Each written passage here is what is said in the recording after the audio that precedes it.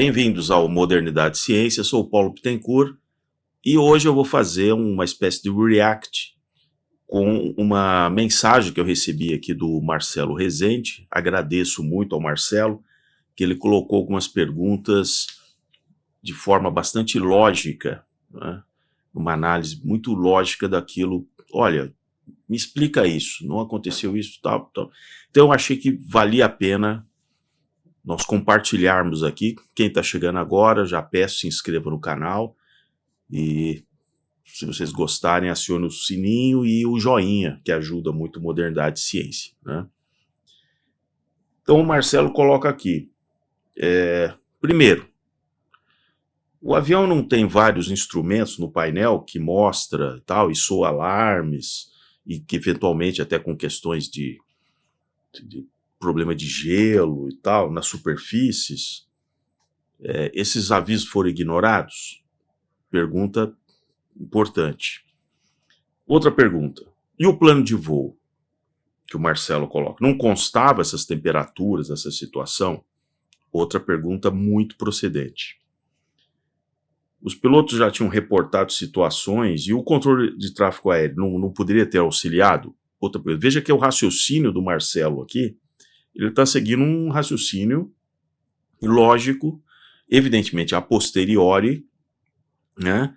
Ou seja, o fato já ocorreu, e aí você diz, não, mas é isso, mas você não fez aquilo. Então, mas ele está seguindo um certo raciocínio que as equipes de análise vão fazer exatamente esse tipo de pergunta. Então, eu achei muito interessante.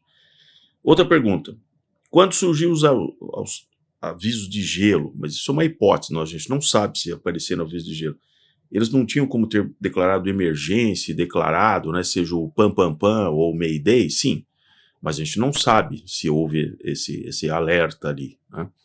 Então, por isso que eu montei o vídeo hoje, né, em cima desse tema aqui, para explicar para vocês que existe toda uma concepção do que a gente chama de gerenciamento de cabine, né, ou cockpit, como você preferir.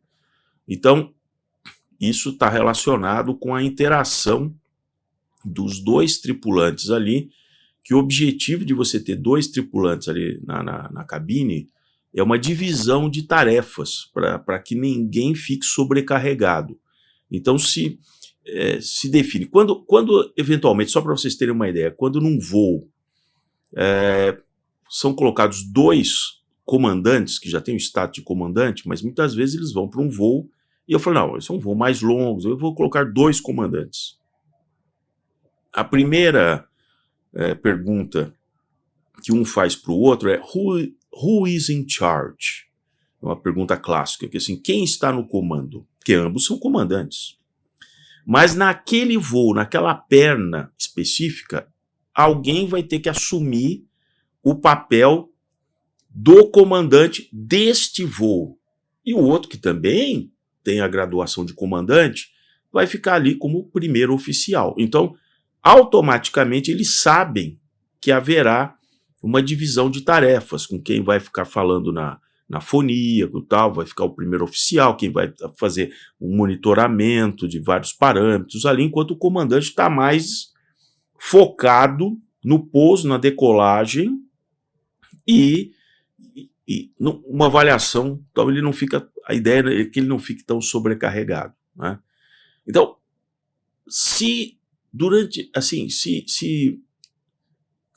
caminhou dentro da história da aviação que o fator mais importante para evitar acidentes de julgamento, não estou falando de falha estrutural, um problema, uma colisão em voo, que aconteceu um problema e tal, mas o fator mais determinante é o chamado gerenciamento de cabine.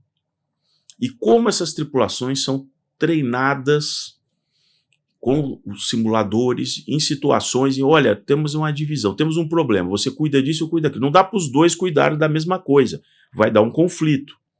Então isso tem que ser treinado e tem que ser passada essa cultura de gestão de cabine. Vamos compartilhar aqui as informações, eu estou fazendo isso, enfim. Então, essas colocações que o Marcelo colocou aqui são muito pertinentes.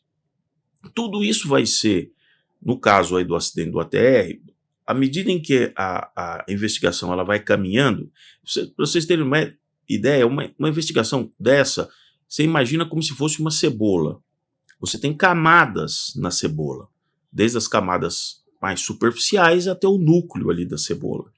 Então, a investigação ela começa com as informações mais externas, né? O que aconteceu, qual era o avião, que rota, em que horário, como aconteceu, que tipo de queda, e ela vai tirando dessas camadas as variáveis que não estão presentes ou as circunstâncias que não estavam presentes. Era um voo diurno? Era um voo noturno? Não, não era. Isso aqui tá, então isso é descartado. Não era uma desorientação espacial porque era um voo noturno. Não era. Não. E aí ele vai tirando essas camadas. Houve declaração de emergência? Eles avisaram? Não houve.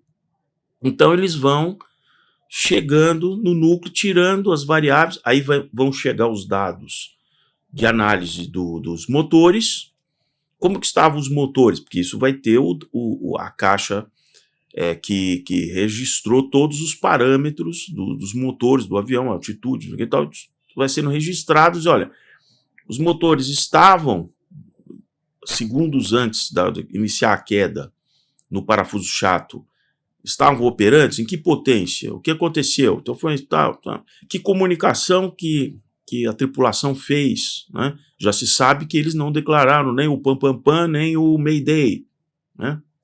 Agora se somam dados de satélite que mostram que exatamente naquele horário se cruzou, então vai se cruzando dados, se cruzou que naquele horário, naquela localização, e eles tinham que estar cruzando no nível 170, dentro do procedimento padrão para virem lá para Guarulhos. Eles passaram por aquele setor, tinha que estar no nível 170, como eu já comentei, porque tem tráfego ali abaixo por causa de Viracopos. Então, por poucos minutos, eles tinham que passar naquelas tal, e aí talvez depois começasse um processo de descida e assim por diante. Então, tudo isso está sendo cruzado segundo a segundo, e aí vai se identificar. Temos a questão do voice record, que lamentavelmente, como eu já tinha mostrado para vocês, vazou para uma emissora de televisão, não tem compromisso nenhum, né? Simplesmente vazou e diz, olha, não está comigo, eu não sei o que aconteceu, mas o áudio é assim, entendeu? Então, aquela coisa, tá certo? E isso também vai ajudando, vendo como é que foi a interação na gestão de cabine, como é que você, numa situação desfavorável, como você resolve aquele problema. A tripulação está ali, porque dado que você, hoje, com a aviônica embarcada, a maior parte do tempo você está ali com o piloto automático. Você está ali para tomar decisão na decolagem e no pouso, e na gestão da cabine.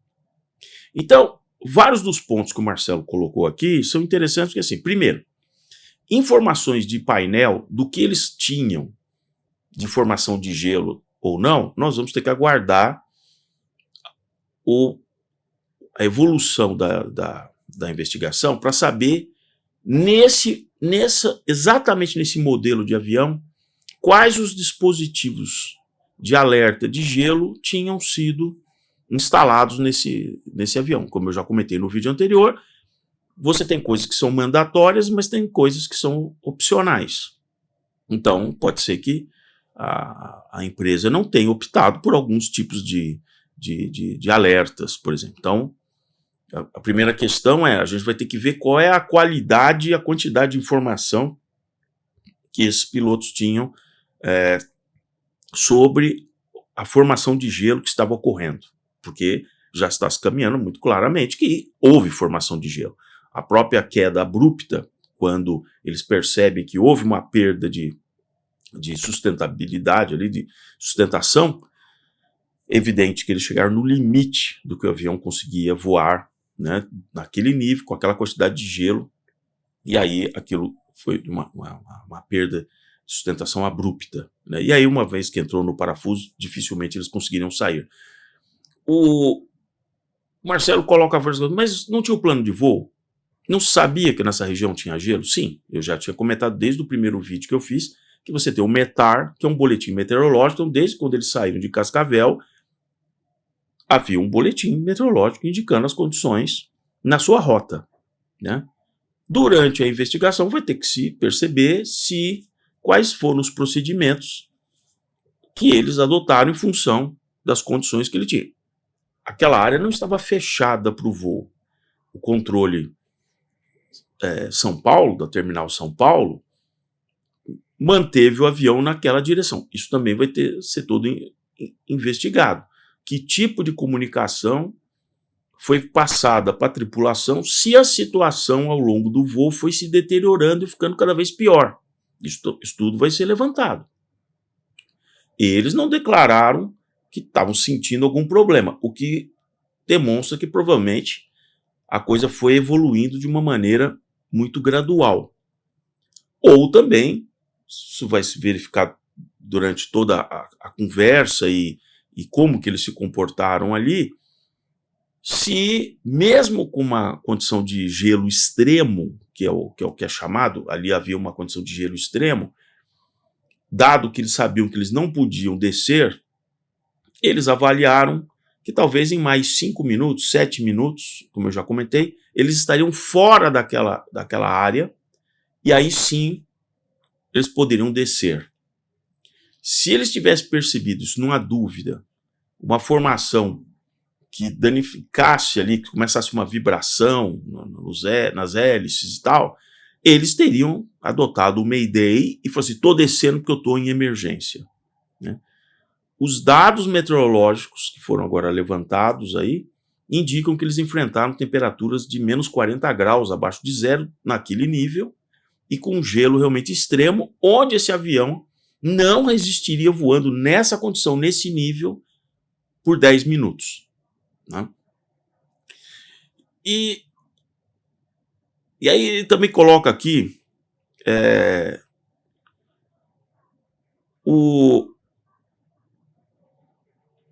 por que o controle não os tirou dali e tal? Porque o próprio controle não tinha, provavelmente, a magnitude da informação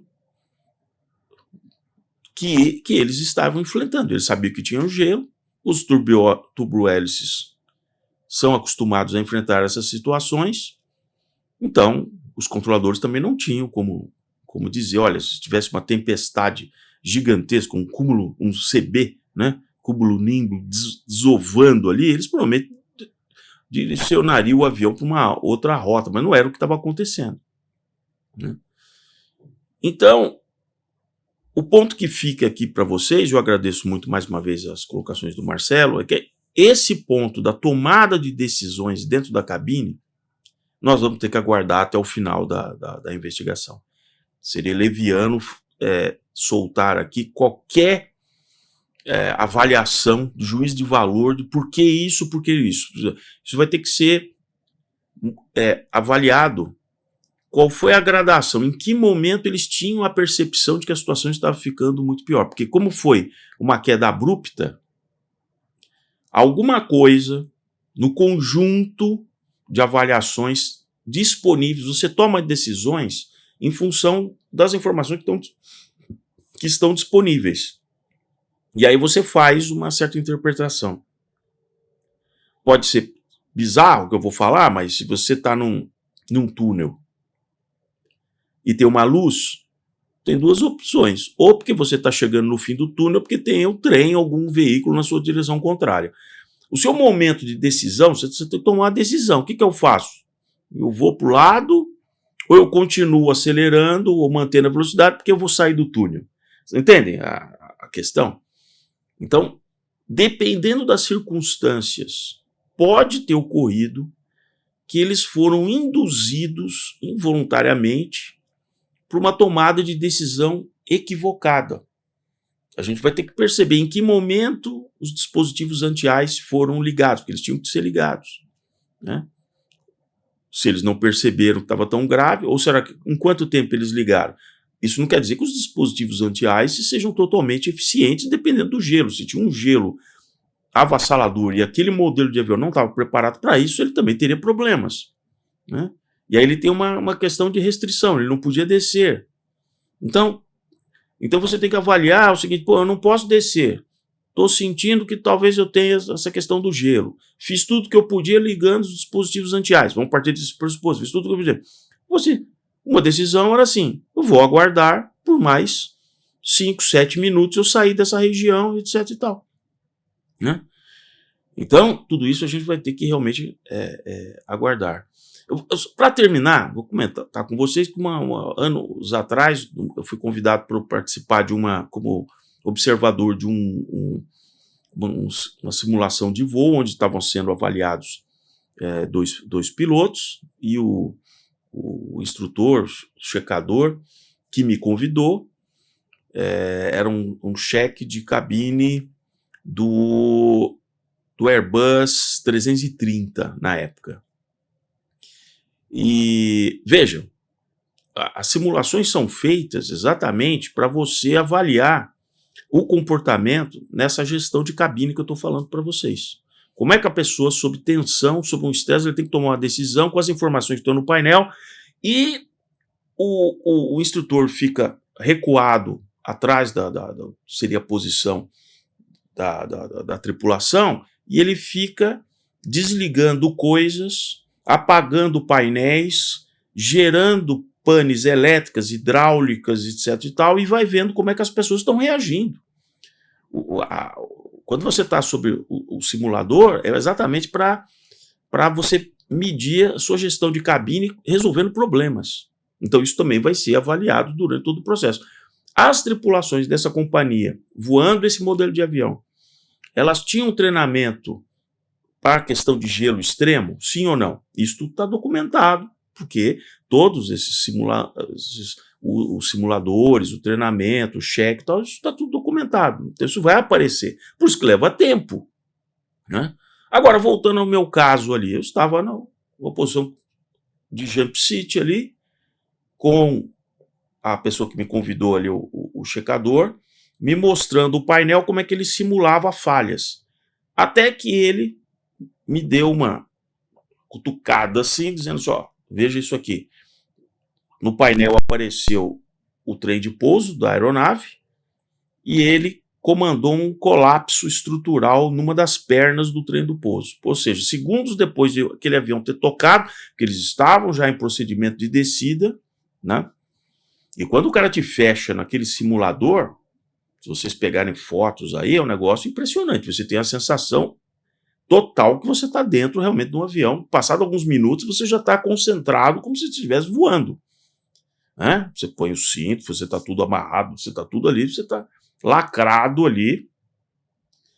E ele comandou o colapso do trem de pouso tantos segundos depois do toque. Quando eles começassem a frear, o trem de pouso simplesmente se partia e arrancava aquele trem de pouso e o avião tombava para aquele lado e girava na pista. Mesmo eu que estava ali, sabendo do que ele ia provocar, eu não tinha a noção da realidade que seria ali. Porque quando aquilo se rompeu, houve uma certa vibração na cabine, como se o trem de pouso estivesse falhando, e de repente ele rompe, aquilo tomba 45 graus, então a gente foi jogado 45 graus e giramos, a sensação de girar, né, uns 360 graus, e aquilo para, e um monte de alarmes piscando, etc. E a tripulação que estava ali, eu que estava acompanhando aquilo tudo, levei assim uns 2, 3 segundos, minha sensação era cair fora dali, até que você fala, não, isso aqui era uma simulação. Mas imagina quem estava ali na tripulação, que ele não estava sabendo que isso ia acontecer. E eles tiveram que manter a serenidade de começar os procedimentos, aí que eu digo da gestão de cabine. Um desligando as turbinas, tem fogo na turbina, não tem fogo na turbina, comunique lá atrás, manda soltar os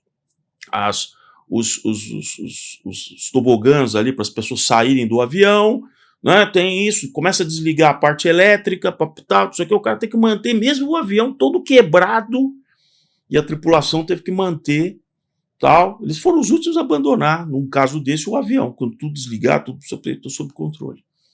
Então eu estou dizendo isso porque a gestão de cabine é um dos fatores fundamentais para a prevenção de acidentes.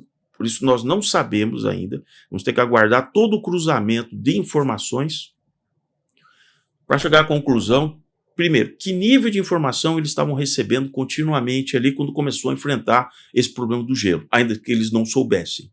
Que nível de informação eles passaram a ter? E quais foram as reações deles, né? Ou se nada, não foi percebido absolutamente nada, até quando o avião teve uma perda de sustentação e entrou no parafuso. Mais uma vez agradeço aí toda a presença de vocês aqui no Modernidade e Ciência. O objetivo do canal é exatamente trazer aí questões físicas, sociológicas, comportamentais. Vocês podem ver que aqui no canal tem vídeos sempre nessa direção. Então, agradeço.